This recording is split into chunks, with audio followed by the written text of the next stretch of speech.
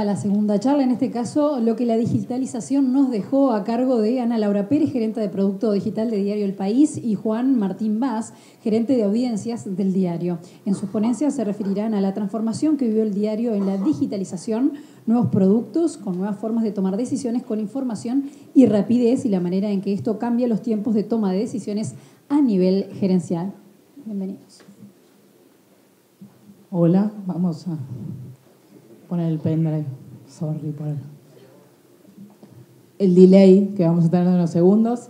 Pero la idea, yo les cuento un poco cuál es la idea, es contarles un poco cómo en los últimos años hemos hecho un trabajo de digitalización en una organización que tiene 100 años y cómo estamos haciendo eso y qué oportunidades encontramos y qué obstáculos encontramos en ese proceso. Porque casi todas las empresas en el Uruguay tienen menos que la que tiene donde trabajamos nosotros. Juan Martín, que es el que va a empezar a hablar, lidera la gerencia de audiencias en el diario. Es un equipo que básicamente no existía hace 10 meses. Maneja todo lo que es Big Data del país. Todo el proceso de inicio él se los va a contar ahora, pero implicó unificar las bases de datos de no 100 años, pero pónganle que un poquito menos, que además estaban separadas en varias unidades de negocio. Cada unidad de negocio tenía sus propias bases de datos. El Gallito tenía su base de datos, el País tenía su base de datos y el Club tenía su base de datos. Bueno, como decía Ana Laura, yo soy Juan Martín Vaz. ¿Vos te presentaste? Bueno, Ana Laura es la gerente de Producto Digital, yo soy gerente de Audiencias del diario. La idea un poco era contarles el proceso que vivimos en los últimos 10 meses, pero que arrancó antes, para comenzar a trabajar con datos en el diario, que era algo que no estábamos haciendo, con datos puestos al servicio del negocio, ¿no? Siempre se trabaja con datos, nosotros teníamos nuestro departamento de tecnología y las bases de datos para cada producto y los software, pero nunca trabajando para el negocio. Entonces, el proceso son 5 etapas, o por lo menos así se los queremos contar. La primera etapa, o sea, la etapa 0 es decidir que íbamos a ir por este camino. Y la primera etapa era, bueno, empezar a invertir, ¿no? Porque para trabajar en datos requiere una inversión, como todo. Y hay 2 focos en donde invertir. Uno es en personal capacitado, que sepa trabajar con datos. Y la otra es en tecnología. Son los 2 focos donde la empresa tiene que invertir. El punto 2, una vez que tenemos esto montado, era investigar, empezar a ver qué teníamos, ¿no?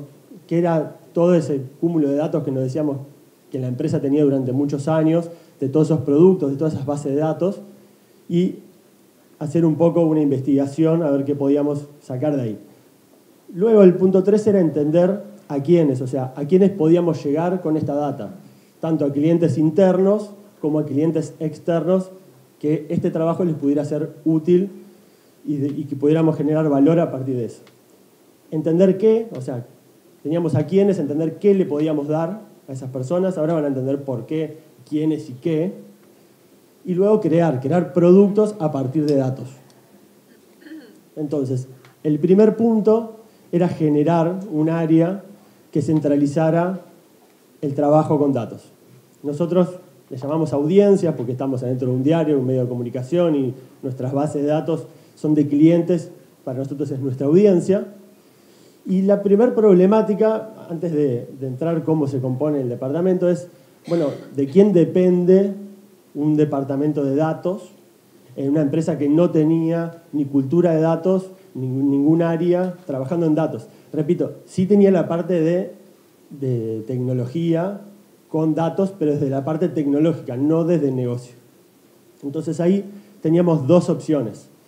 Una opción, naturalmente, era ponerlo en tecnología, porque eran los que ya tenían las bases de datos, los que tenían el know-how tecnológico, técnico, para trabajar esto. La otra opción era ponerlo en comercial, porque entendíamos que esta tenía que ser un área que generara beneficios para la empresa, que terminara siendo rentable, porque si no, meterse en una inversión en trabajar en datos era un poco complicado sin justificar que eso tenía un retorno. Para eso hablamos mucho, generamos grupos dentro de la empresa, también consultamos a otras empresas afuera.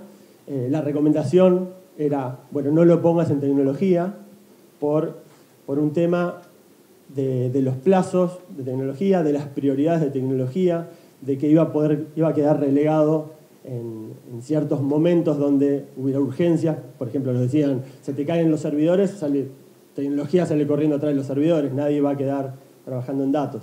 Entonces, primera recomendación era, si podés, no lo pongas en tecnología. Comercial. Bueno, por otro lado nos decían, comercial tiene otros objetivos puramente comerciales. Entonces, si esta área queda solo hacia objetivos comerciales, se pueden perder otras cosas, como el cuidado de los datos, por ejemplo, o las políticas de datos que a veces van en contra a lo que es comercial, ¿no? Bueno, vamos a vender la base de datos para otro lado. Bueno, alguien tiene que cuidar esa base de datos y a veces comercial puede no ser la persona indicada. Entonces, lo que decidimos nosotros fue que dependiera directamente de la gerencia general. O sea, no depende ni de comercial, ni depende de tecnología, es totalmente independiente, tiene sus propias prioridades, tiene su propio tiempo, y incluye componentes técnicos y componentes comerciales dentro de esta área que le da servicio a otras áreas de la empresa. ¿Cómo se compone? Bueno, lo primero que decidimos fue tener gobierno de datos. Gobierno de datos es una figura que vela por la base de datos, ¿verdad? Que vela porque esos datos tengan calidad. Es una persona técnica que puede consolidar esa base de datos y ponerla a servicio de la analítica y ponerla a servicio de las unidades de negocio de la empresa. Es el responsable de la centralización de los datos y de nuestra base de datos. Lo segundo era el componente analítico. Necesitábamos alguien con conocimiento de estadística, con un conocimiento de analítica, que pudiera investigar todos esos datos que iban a estar a disposición para poder sacar nuevos negocios, para poder mejorar costos, para poder generar todo eso que queríamos nosotros generar con los datos, ¿no? Y darle las respuestas a las necesidades de la empresa. Entonces, teniendo eso, en nuestra empresa también teníamos varios centros de contacto separados en la empresa, que entendimos también incluirlos dentro de esta unidad, ya que íbamos a trabajar con las bases de datos y los centros de contacto suelen generar rentabilidad a partir de bases de datos, a partir de llamados, a partir de acciones. Calzaba muy bien en este lugar, además de que nos iba a dar un feedback constante de las acciones que generáramos, por ejemplo, para mejorar o depurar la base de datos, y vamos a poder tener ese feedback constante. Y lo último que integramos fue la pata comercial, que nosotros le llamamos ventas digitales, pero podría ser un marketing digitales, pero vinculado a lo que es la data. O sea, cómo generar acciones de marketing a partir de la data, se me fue, para generar nuevos negocios o generar rentabilidad. Entonces, este fue el primer paso. El segundo paso era invertir en tecnología. La empresa ya contaba con muchas herramientas tecnológicas, quizás no pensando en la data, pero cuando arrancamos investigamos qué teníamos y sobre qué ya podíamos trabajar, para no salir a contratar sistemas en paralelo con todos nuevos. Bueno, teníamos un ecosistema bastante interesante y lo que hicimos fue unificar todo en un servidor, digamos, en una base de datos de audiencias, con toda la información que nos daban los diferentes sistemas de la empresa, el sistema editorial, lo que es el analytics de la página web, las bases de datos de cada negocio, y lo pusimos también dentro de audiencias. A partir de toda esa centralización, lo que logramos fue, en un principio, bueno, definir qué teníamos, ¿no? Por ejemplo, definir qué usuarios, ustedes entran al diario, nosotros necesitábamos definir quiénes entraban al diario, quiénes leían nuestras noticias, definir el sexo. Parece fácil, pero en Internet todos o casi todos somos anónimos. Algunos pueden registrarse, no todos ponen su sexo, no todos ponen un dato real, mucha gente entra de incógnito. La mayoría, más del 90% de nuestros usuarios no están reconocidos en el sitio. Entonces, saber el género de esos usuarios no era simplemente abrir una tabla como mostraban recién, sino que había que trabajar sobre eso. Incluso generamos un modelo predictivo para entender a partir del comportamiento en el sitio, estimamos si es hombre, si es mujer. esto no para de irse. Lo mismo con la edad, ¿no? Entender a qué tipo de público estamos llegando. Y luego una pata más comercial, entender perfiles de esos clientes para entender si había negocios atrás de nuestra audiencia. Por ejemplo, estos son algunos, pero definimos 11, que son consumo masivo, negocios, autos, inmuebles, que son intereses que tienen nuestro público, nuestra audiencia, para luego poder ser impactados, por ejemplo, por publicidad. Nosotros tenemos muchas marcas, tenemos más de 30 sitios a los cuales hacemos seguimientos, porque tenemos sitios nuestros y sitios en los cuales somos partners y también les estamos haciendo seguimiento. Entonces, eso es como global. La idea es ahora bajarlo a algunos casos para que ustedes entiendan más práctico qué cosas hemos hecho y qué resultados hemos tenido. El caso 1 es el negocio del contenido. Nosotros somos un medio, por lo tanto nuestro principal producto es el contenido, son las noticias. Entonces, ¿qué pasó? Como saben, lo que es la industria periodística o lo que son los medios están sufriendo un cambio, ¿verdad? Y nosotros lo vemos como un cambio de YouTube a Netflix. Y eso porque, o sea, YouTube es su objetivo es generar tráfico, generar alcance, ser totalmente masivo. Se focalizan en lo que son las páginas vistas o los videos, la cantidad de reproducciones. Se focalizan en la audiencia, hacen foco en lo que es redes, hacen foco en lo que es SEO para generar más alcance, miden las entradas. Eso es lo que el diario siempre hizo, para tratar de maximizar su audiencia para vender publicidad, por ejemplo, o para generar auspicios. O sea, ir a un modelo YouTube era lo que estábamos haciendo. Esto cambió a un modelo Netflix. ¿Por qué modelo Netflix? O sea, si ustedes usan Netflix, la experiencia es diferente, ¿verdad? El modelo Netflix es por suscripción y YouTube es gratis. Y el modelo Netflix lo que busca es el engagement, el compromiso de su usuario, que ese usuario se quede más tiempo en la plataforma. Por lo tanto, lo que están mirando es el valor agregado que le pueden dar al usuario, la exclusividad. Se manejan con newsletters, o sea, que son 1 a 1, con alertas y con la experiencia del usuario. Para ir a ese modelo necesitas trabajar con data. Netflix trabaja con mucha data. Nosotros estamos lejos de Netflix, pero para que entiendan la idea. Entonces, lo primero que hicimos, bueno, fue midamos qué es lo que hacen nuestros usuarios en nuestro sitio. Midamos por categorías. Necesitamos entender si entraban más a una categoría, si entraban más a otra, dónde poner más recursos, qué cosa era vendible, ¿no? Entonces, el primer corte que hicimos, digo, bueno, vamos a separar entre heavy user y soft user. El heavy user es el que lee muchas notas al mes, el soft user es el que lee pocas notas al mes. Entendemos que el heavy user tiene un acercamiento mayor a la marca. Y ahí estudiamos todas las categorías, cuánto habían visitado un usuario heavy en promedio por categoría y un usuario soft por categoría. Es cantidad de veces que entraban a notas con estas categorías. El segundo paso, porque dijimos, bueno, pero esto sigue siendo un modelo YouTube, ¿no? Sigue siendo un modelo de cantidad. ¿Dónde está el compromiso del usuario? Porque no nos da nada lo otro para nuestro nuevo modelo. Entonces, lo que hicimos fue crear una nota que nosotros le llamamos score. El score lo que intenta hacer es medir el valor que se le asigna a una nota por un grupo de usuarios, en este caso son los heavy users. De alguna manera es tratar de llevar a una fórmula matemática lo que el periodista tiene de formación. O sea, el instinto periodístico, lo que hacíamos hace 100 años, es decir, bueno, esta nota es la que tiene que ir acá, porque es una nota buena, porque está bien escrita. Un montón de cosas que entiende el periodista, pero nosotros desde datos no lo entendíamos. Entonces, hubo que hacer un trabajo en conjunto para ver, bueno, cómo podíamos traducir eso en algo que fuera totalmente arbitrario de la persona que dice, esta nota la ponemos acá. Entonces, nosotros generamos un score. El score se basa en heavy users, el tiempo que los usuarios están en una nota y qué hacen después esos usuarios en cada nota. Nosotros medimos cada usuario en cada nota. Por eso es un montón de datos y ahí es donde tenemos la Big Data.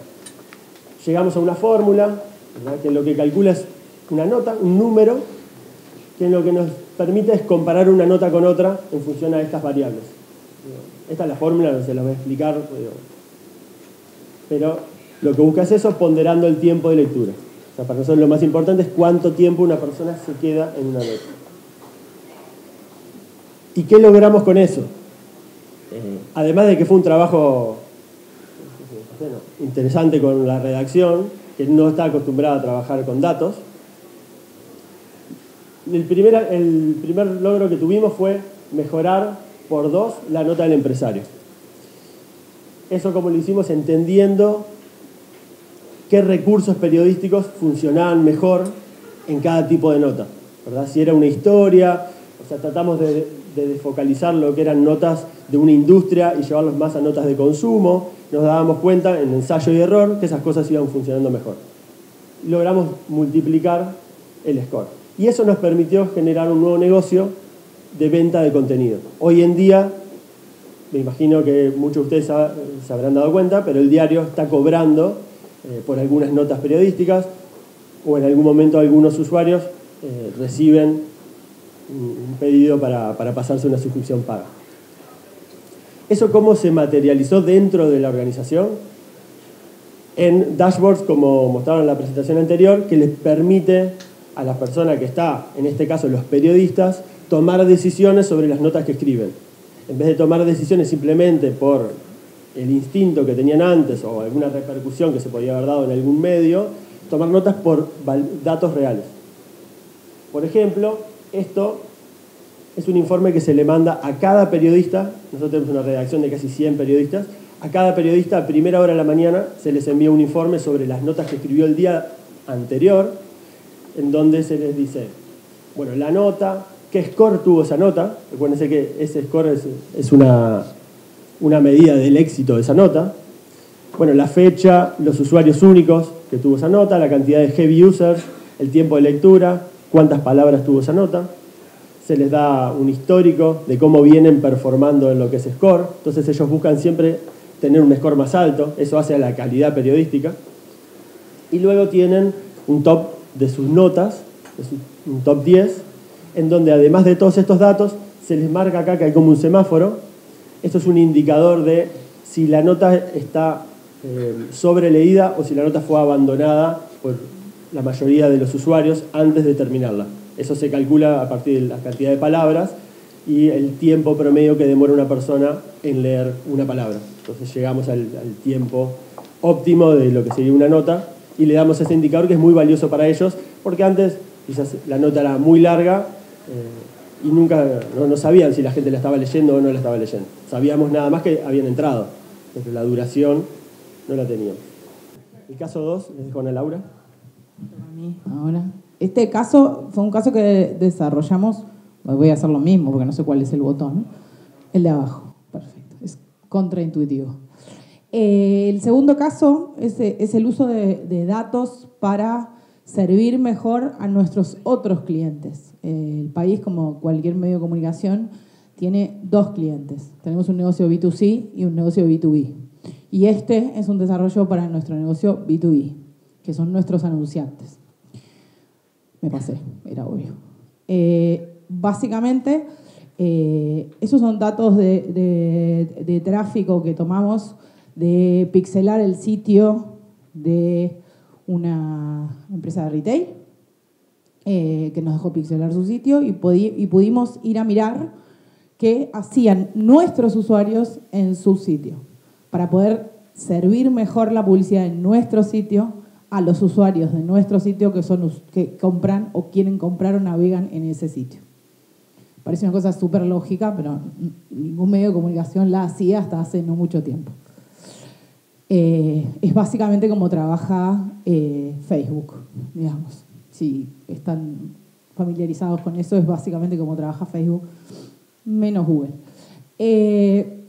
Básicamente descubrimos una serie de datos interesantes que pudimos estudiar respecto de quiénes eran nuestros usuarios que visitaban ese sitio de retail, Descubrimos cosas interesantes, como que, por ejemplo, tenían una edad un poquito más baja que lo que uno podría haber pensado. O sea, encontramos cosas contraintuitivas que nos ayudaron a generar una campaña de mejor calidad. Al final van a ver. Descubrimos que la edad promedio del visitante era 38 años. Y después lo que detectamos es que a ver, ahí está.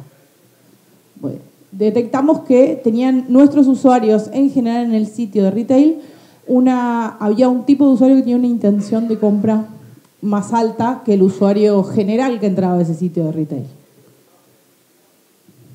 Ay, ¿lo apagué? No. Ah.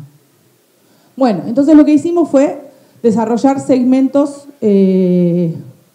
y depurar y mejorar nuestros segmentos de distribución de publicidad. Nosotros generamos segmentos, como les contó Juan Martín, específicos con usuarios determinados por interés. La idea de eso, de nuevo, es una idea bastante difundida en otros sectores, no tanto en los medios de comunicación, que ello no te sirva publicidad de cosas que no te interesa comprar.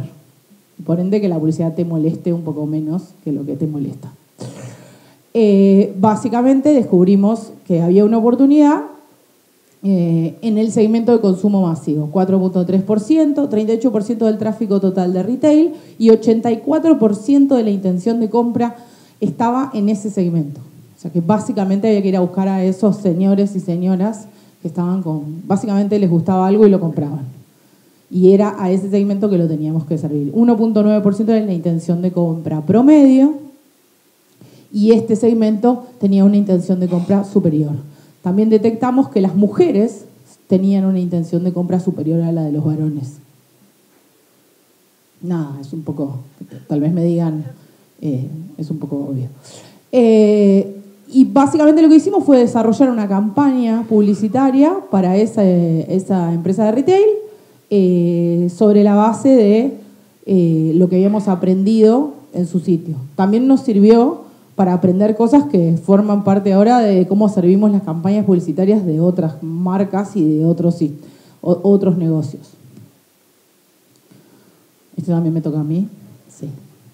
El caso 3 es cómo tomamos un producto que ya teníamos en la etapa predatos, digamos, en la etapa preaudiencias, por llamarlo de alguna manera, y lo reconvertimos completamente utilizando lo que los datos nos daban. Básicamente, bueno, esa es la cantidad de emails que enviamos, 26.5 millones por año. Mandamos muchos mails. Antes de trabajar con data, teníamos un 7% de tasa de apertura. A Juan Martín le gusta usar contactabilidad, yo uso tasa de apertura. 7% nada más. O sea, imagínense que a muchos de ustedes les llegaban los mails que mandábamos nosotros y ni siquiera saben.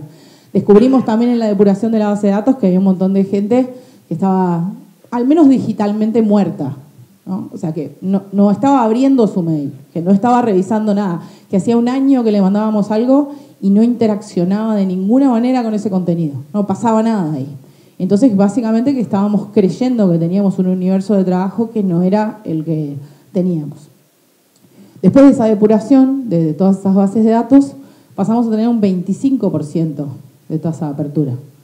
O sea que básicamente lo que hicimos fue bajar los costos, porque el envío de mails también tiene costos, ¿no? Ay, me pasé. Bueno, entonces eso, depuramos las bases de datos con actividad sin actividad, esto que les comentaba. Hicimos un protocolo de envíos cuidando al cliente. Esto es parte de lo que Juan Martín les explicaba cuando decía por qué la unidad de audiencias o de data no debería depender ni de TI ni de comercial.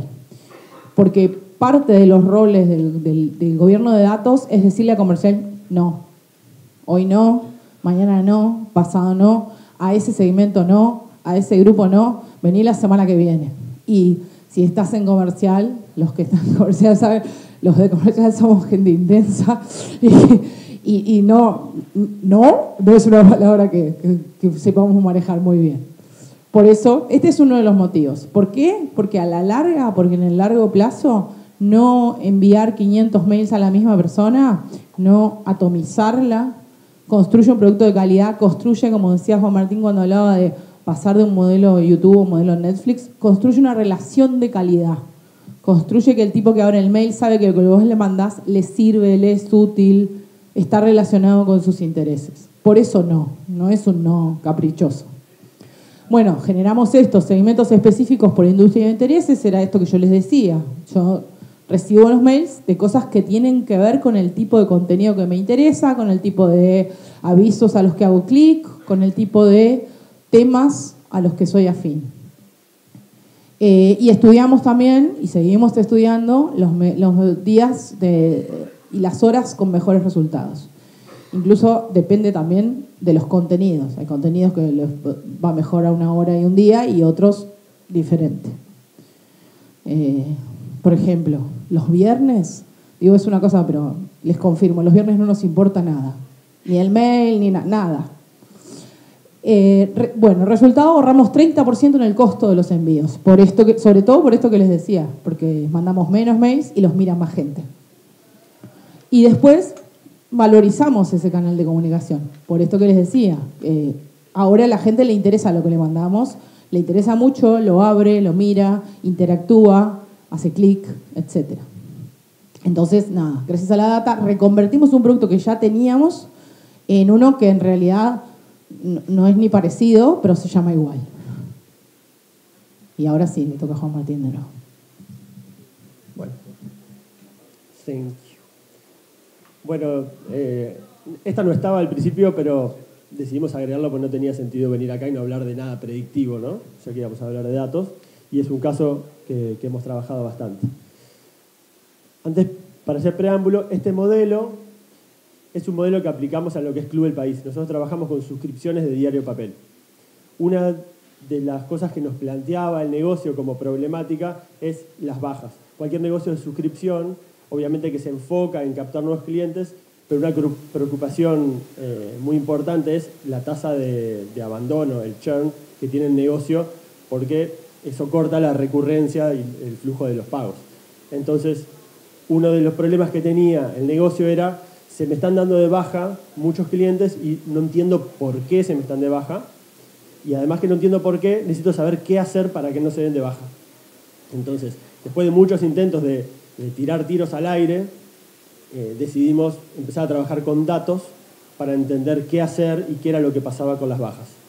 Entonces, el proceso fue analizar las transacciones de 19.000 clientes. O sea, las transacciones significa todos los datos que teníamos del cliente y todo lo que el cliente había hecho durante un año, ¿verdad? Nosotros en el Club de País tenemos una tarjeta de beneficios. Esa tarjeta de beneficios se conecta a una red de POS. Entonces existe la data de las transacciones que genera un cliente de sus beneficios. Entonces eso también era un insumo para estudiar. A ver, teníamos la hipótesis de que un cliente que consumía más no se iba a dar de baja. Objetivos: averiguar las variables más relevantes para predecir la baja del Club de País y generar una lista de los clientes más probables a darse de baja para generar acciones. Esto se los leo, pero nosotros utilizamos el gradient boosting, que consiste en ensamblar secuencialmente árboles de decisión, haciendo relativamente más hincapié en las observaciones más clasificadas. Para trabajar esto, nuestro científico de datos hizo al menos 7 modelos y empezó a validar cada modelo con el negocio, tratando de optimizar y ver qué variables cuadraban en qué modelo y quedarse con el mejor. Para nosotros fue este el caso por los datos que teníamos. Entonces, lo primero que encontramos fue las variables. Rankeamos las variables para que el negocio supiera qué variables impactaban más en esa baja. Para nosotros, la primera fue la antigüedad, o sea, hace cuánto tiempo es suscriptor la persona. La segunda fue la edad. Obviamente encontramos en este tipo de producto que la gente joven era más propensa a darse la baja. El número 3 fue la forma de pago. Ahí detectamos que la mayoría de las bajas se estaban dando en personas que no tenían medios de pago tipo tarjeta, o sea, que tenían medio de pago Habitat, entonces decidían dejar de pagar para darse la baja, ni siquiera se comunicaban con la empresa. Recién el cuarto era el uso de beneficios, o sea, el resto era más importante que el producto principal del club de beneficios, que es tener beneficios. Estaba en el número 4. Después, ¿a cuántos días estaba suscripto? Si recibía 3 días, 4, 5, 7. La zona de residencia terminó siendo también un factor importante. Nosotros terminamos con esta acción, lo que hicimos fue establecer zonas dentro de Montevideo y en el interior para poder clasificar a determinados clientes y hacerle tratamientos diferenciales. Y el origen de la venta, también si fue un cliente que llamó, si un cliente que fue que mandó un formulario por la web. Eso fue un entregable que le hicimos al negocio. Y luego, bueno, se hizo el trabajo de clasificación y llegamos a 499 clientes que iban a estar en peligro para 2 meses, o sea, para 60 días, en un rango de 60 días, en donde logramos un 74% de acierto y un 26 mal predichos. ¿Qué quiere decir eso? Que cada 500 clientes que le dábamos al negocio, 370 se iban a dar de baja y en 129 le íbamos a errar y no se iban a dar de baja. Entonces, ahí lo que les explicábamos al negocio es, bueno, a partir del cliente 130 podemos empezar a contar que tuvimos éxito en las acciones que hagamos posteriores. Entonces, el entregable, para que entiendan, todo ese modelo se tradujo en un entregable que es bimensual. Nosotros le damos al negocio 500 clientes que tienen propensión a la baja para que ellos hagan acciones en base a las variables que vimos más arriba. Y el resultado que se dio, nosotros empezamos esto en enero, por ahora el resultado que tenemos es un impacto en el 20% de los clientes que nosotros entendíamos que se iban a dar de baja y finalmente no se dieron.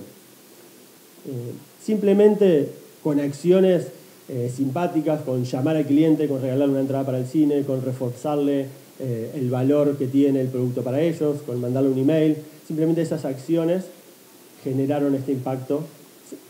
Pero había que saber exactamente a qué cliente, ¿no? Tenemos miles y miles de clientes, podría haber sido muy costoso hacer acciones masivas para todos todo el tiempo. Eso es todo. Gracias.